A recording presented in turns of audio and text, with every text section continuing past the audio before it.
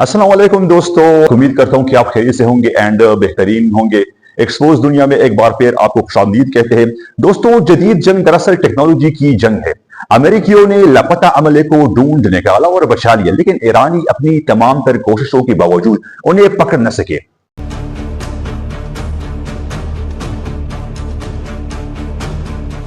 इसकी क्या वजह थी? ईरानियों के लिए अमले को तलाश करना बूसे की ढेर में सुई ढूंढने के बराबर था, लेकिन अमेरिकियों को उनके असल मुकाम का बखूबी इल्म था।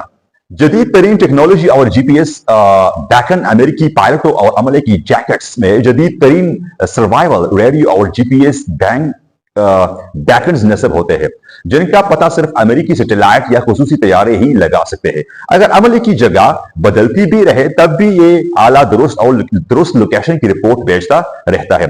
ईरानी शायद एक वसी इलाके में तलाशी ले रहे थे, लेकिन अमेरिकियों को ठीक ठीक मालूम था कि इनका सिपाही किस झाड़ी या पहाड़ के किस दरार में छुपा हुआ है।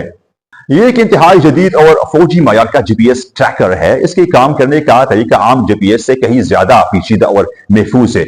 ऐसे फौजी इस्तिलाह में कम्बैट सर्वाइवल एवरडॉर लोकेटर या बैकन कहा जाता है। हमारे फोन का जीपीएस इंटरनेट पर मबनी होता है, लेकिन ये फौजी बैकन बराह रास्त खिला में मौजूद एक खुसूसी फौजी सैटेलाइट से जुड़ा होता है। ऐसे काम करने के लिए किसी टावर या नेटवर्क की जरूरत नहीं होती। ये जमीन के किसी भी दूर अफ्तादा सहरा या पहाड़ी खाई से सिग्नल भेज सकता है। ईरानी ऐसे क्यों नहीं पकड़ सके? आम ट्रैकर मुसलसल सिग्नल भेजते हैं जिन्हें दुश्मन रेडियो फ्रीक्वेंसी स्कैनर्स के जरिए आसानी से पकड़ सकता है, लेकिन यह बैकन ब्रास्ट ट्रांसमिशन के तरीके पर काम करता है। यानी ये सारा दिन खामोश रहता है और सिर्फ चंद मिली सेकेंड्स के लिए सैटेलाइट को डेटा का एक छोटा सा पैकेट भेजता है। जब तक ईरानी अपने सिग्नल डिटेक्टर से आसमान को स्कैन करते सिग्नल भेजने का अमल मुकम्मल हो चुका होता, उसे लो प्रोबेबिलिटी ऑफ इंटरसेप्ट टेक्नोलॉजी कहा जाता है।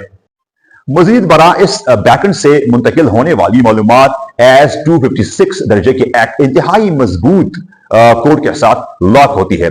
अगर ईरानी किसी तरह सिग्नल पकड़ भी लेते तब भी उन्हें वहां से सिर्फ शो या जैक जैक जैसी आवाजें सुनाई देती थी। ईरानी फौज के पास इस कोड को तोड़ने के लिए मतलूबा सुपर कंप्यूटर्स या टेक्नोलॉजी मौजूद नहीं है। नतीजा यह निकला कि अमेरिकियों को अपने लोगों का दुरुस्त मुकाम मालूम था, जबकि ईरानी सिर्फ अंदाजे ही लगाते रह गए। फिजाई बढ़ती और जमीनी सूरत-ए-हाल, इसके अलावा जो ईरानी फौज अमले को पकड़ने के लिए काफिले की सूरत में पेश कदमी कर रही थी, तो अमेरिका F-10 तैयारों और ड्रोन्स ने फिजा से इन पर मुसलसल हमले किए। इसके नतीजे में ईरानी चाह कर भी अमले तक ना पहुंच सके। इस एयर सपोर्ट ने अमेरिका के लिए एक बड़ी ताकत के तौर पर काम किया। मुझे दीजिए इजाजत। अल्लाह हाफिज।